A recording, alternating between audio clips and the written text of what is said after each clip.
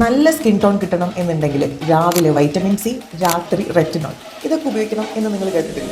ഈ external skin care പ്രോഡക്ട്സിലൊക്കെ നിങ്ങൾ വിശ്വസിക്കുന്നുണ്ട്. ഇനി ഞാനൊരു സംശയം ചോദിച്ചോട്ടെ, ഈ വൈറ്റമിൻ സിയും റെറ്റിനോളും നയാസിനമൈഡും ഈ പേരുകളൊക്കെ നിങ്ങൾ എന്നാണ് കേട്ടു തുടങ്ങിയത്? ഞാൻ ഇതിനെക്കുറിച്ചൊക്കെ കേട്ടു തുടങ്ങിയിട്ട് ഒരു 8-9 വർഷമേ ആയിട്ടുള്ളൂ. പക്ഷെ ഇനി നമ്മുടെ അച്ഛനമ്മമാരോട് ചോദിച്ചാൽ അവർക്കാകെ ഫെയർ ആൻഡ് ലവ്ലി എന്താണെന്ന് മാത്രമേ അറിയണ്ടാവുള്ളൂ. അപ്പൊ പിന്നെ പണ്ടുള്ളവരൊക്കെ എങ്ങനെയാ ഈ സ്കിൻ മെയിൻറ്റെയിൻ ചെയ്തുകൊണ്ടിരുന്നത്? പണ്ട് കാലങ്ങളിൽ ആർക്കും സൗന്ദര്യം ഉണ്ടായിരുന്നില്ല. ഗൈസ്, നമ്മളുടെ സ്കിൻ എങ്ങനെ ഇരിക്കണം എന്ന് തീരുമാനിക്കുന്നത് ഈ പറയുന്ന നയസിനമൈഡോ റെറ്റിനോളോ ഒന്നുമല്ല. നമ്മളുടെ skin completely based on our gut health. നമ്മൾ എന്താണോ കഴിക്കുന്നത് അതാണ് നമ്മുടെ ബോഡിയിലും നമ്മുടെ സ്കിന്നിലും റിഫ്ലക്റ്റ് ആവുന്നത്. അതല്ലാന്നുണ്ടെങ്കിൽ നമ്മൾ എന്തെങ്കിലും സ്കിൻ കെയർ ട്രീറ്റ്മെന്റ് തന്നെ ചെയ്യേണ്ടി വരും. അതല്ലാതെ ഈ കണ്ട നയസിനമൈഡിനും റെറ്റിനോളിനും വൈറ്റമിൻ സിക്കും ഒന്നും നമ്മൾ ഒരു രീതിയിലും ഹെൽപ്പ് ചെയ്യാൻ പറ്റൂല. അപ്പൊ അതുകൊണ്ട് വെറുതെ ഈ കണ്ട പ്രോഡക്റ്റുകളൊക്കെ വാങ്ങി നിങ്ങളുടെ കയ്യിലിരിക്കുന്ന പൈസയും സമയവും വെറുതെ കളയാതിരിക്കുക.